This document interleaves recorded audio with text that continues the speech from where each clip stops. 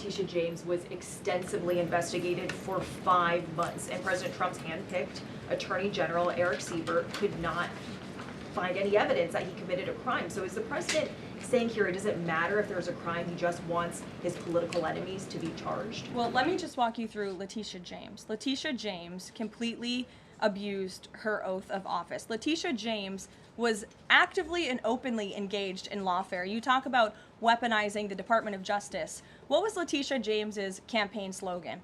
It was prosecute Donald Trump. She was saying she was going to prosecute Donald Trump before she even knew if Donald Trump committed a crime, which of course we did not.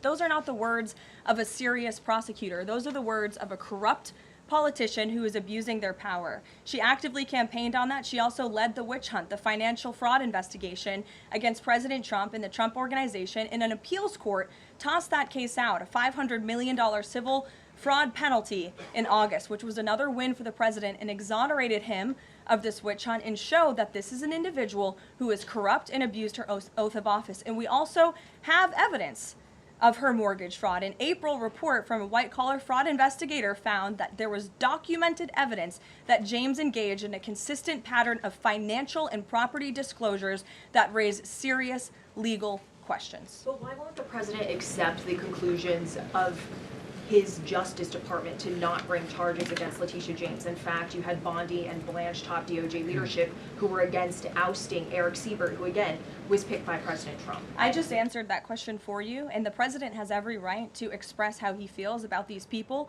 who literally campaigned on trying to put him in jail, who literally tried to ruin his life and ruin his businesses, and he wants to see accountability for those who abuse their office and abuse their power. And Letitia James absolutely did that, whether you want to admit it or not. Is that not retribution, though? Jeff, it's accountability. Thanks, Jeff. Karoline. 2 foreign policy.